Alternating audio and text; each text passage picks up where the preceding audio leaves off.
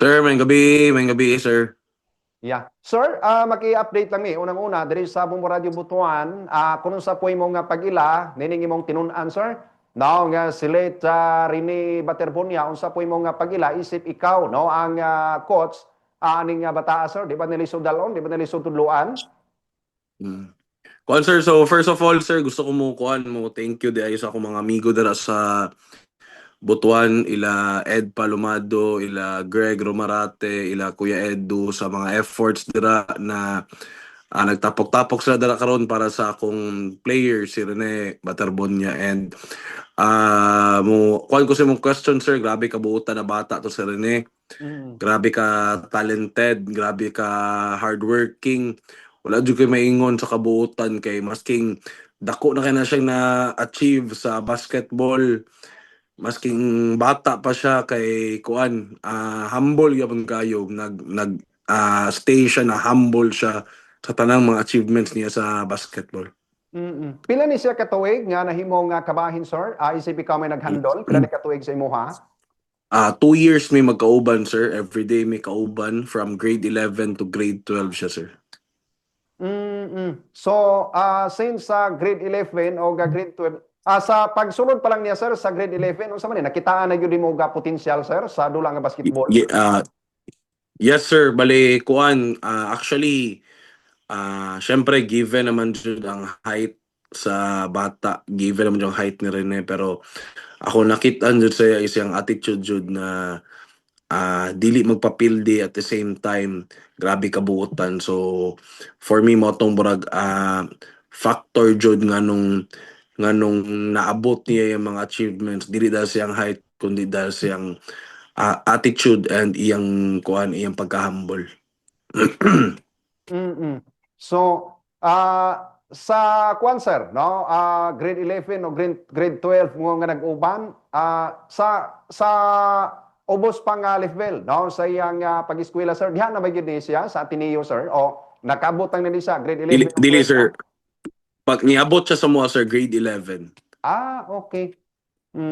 So kisa po'y Mm. kwan, sir? Kinsa po'y nagdala o no sa manin ninyo na nakita ninyo nga doon nagyog siya skill sa basketball, inyong gikuha o siya Oh, yes gikuha sir. niyo, sir? Actually nakitaan po namo siya na magay brag Governors Cup sa Agusan. So nakitaan siya sa akong assistant coach si Coach Enzo. So pagkakita siya bali kato gipaningkamutan din namo na makuha namo siya, ma-enroll siya sa Ateneo de Davao kay brag for us mao to among missing piece, mao to among ginapangita jud na player na masking hilig og basketball pero syempre kailangan po kay namo na dapat mo eskwela pod kay Ateneo manggod ni dili na siya kadula kung na siya failing grade. So makit-an kung manggod na ko siya na grabe siya maning kamot. So wala na ako nagduwa-duwa kuhaon siya kay for sure kung grabe siya maning kamot sa basketball mas maning kamot siya sa iyang studies. Yeah. Sir, hangyo lang ko gamay gumikan kay napoy mga nagalantaw na to, dili lamang sa Mindanao, para makasabot po sila, sir. Pwede siguro Tagalogon po na to gamay. Ibig po Yes. sabihin nito, sir, na sa dalawang taon po na pag sama-sama ninyo ni late Rini Baterbonia, so wala po kayong masabi, sir, no, sa kanya? Yes, actually ano nga sobrang dami kong pwedeng sabihing maganda Mm. sa kanya kasi nga ano parang hindi nakakasawa na i-share yung greatness niya, yung kabutihang tao niya. So, ano lang siguro kung i-limit ko yung sasabihin ko, si Rene Baterbonia ay isang mabuting tao. Hindi lang magaling na player, kundi mabuting tao sa kapwa niya, lalo na sa pamilya niya. Gaano po kaya kalaking kawalan, sir? No, itong pagkawala ni Rene Baterbonia, no, sa langan po, sir, ng basketball. Hindi po kaya, sir, Ah, makalumura ito, sir, lalo na po sa mga kabataan natin ngayon na gustong pagdating ng panahon, makilala sila, makapasok sa mga universidad, baka ito ang dahilan na malumural po sila, sir. ano, Di po anong kaya tanong, sir? ito maging ang reaction po ba no ng mga millennials natin ngayon na gustong sasali no doon po sa larangan ng basketball, gusto pong makapasok doon sa mga malalaking universidad, baka po malumural sila dahil po sa nangyari kay Rene Baterbunia, sir? Ever since nagkasama kami ni Rene, ang ang dream niya talaga, ang ultimate goal niya talaga is makalaro sa Ateneo de Manila, sa UAAP. Kasi for him, yun yung parang key para makilala siya sa buong Pilipinas at the same time. Yun din yung key para matulungan niya sa kahirapan ng kanyang pamilya. So, sa mga kabataan ngayon na nanonood, sana wag kayo mag-low moral kasi nga sana gawin yung motibasyon si Rene na kayo na andito pa, buhay pa, pwede niyo pang ipatuloy yung pangarap ni Rene. Para sa kanya, pati para sa pamilya niya. Mm. So ibig po palang sabihin, sir, itong si Rene, ngayong taon lang po, sir, nag-graduate po ng senior high. Yes, yes, yes. So, grade 12, ano na siya, upcoming first year college, sana siya this school year. Mm. Pero paano yun, sir?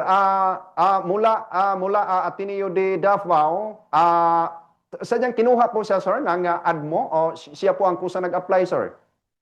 Ano po, bale yung nag-champion kami sa palarong pamansa last year, grade 11 siya. Madami na talagang schools na kumukuha sa kanya. Isa na doon yung Ateneo de Manila. So, syempre, andito siya sa amin sa Ateneo de Davao. Dream school niya talaga mag-Ateneo. And yun nga, parang for him, ang Ateneo ang parang key or ang way para maahon niya sa kahirapan yung kanyang pamilya. So, nag-all the way siya after grade 12, after parang pamasa ng grade 12, diretso siya ng Ateneo de Manila. Noong last year, sir, nung kayo po ay nagkampiyon, no, nung tinalo po ninyo yung National Capital Region, ito pong si Arini ang naging MVP po, sir. Tama po ba?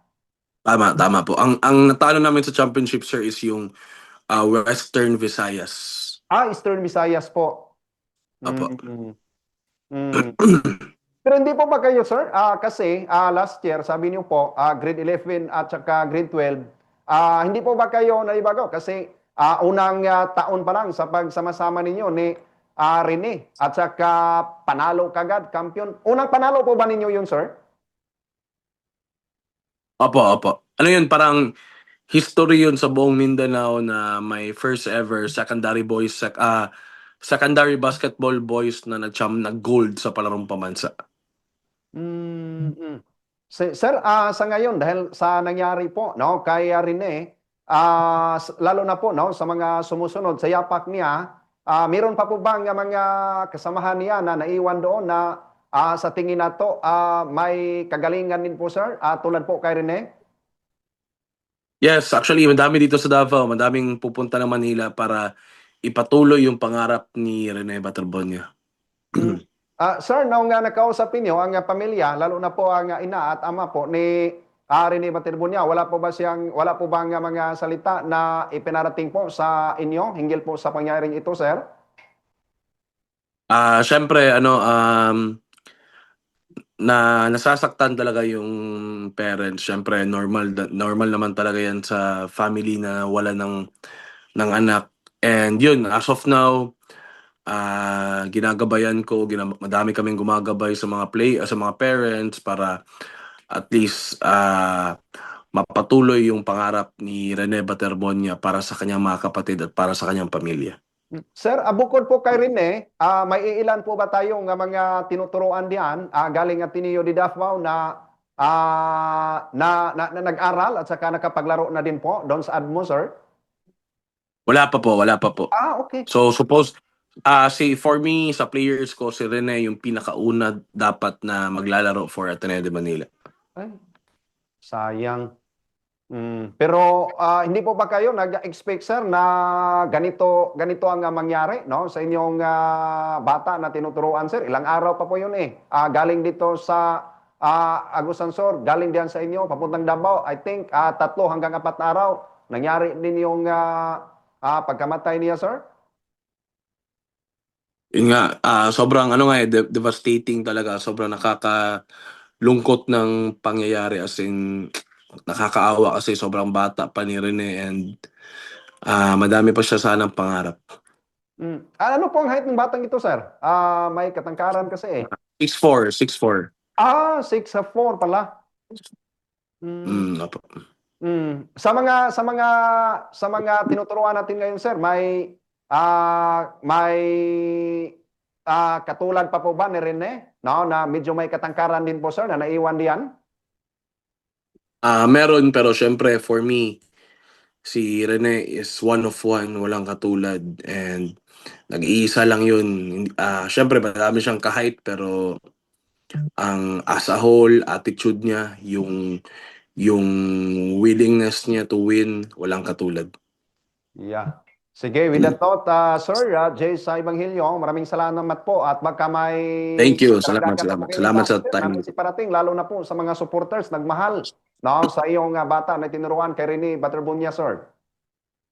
Opo, so yun sa lahat ng sumusuporta, nakikiramay sa amin, pamilya, sa family ni Batarbonia, sa family ko, sa family ng Davao Eagles. Maraming maraming salamat at patuloy nyo kaming ipag-pray na sana itong mga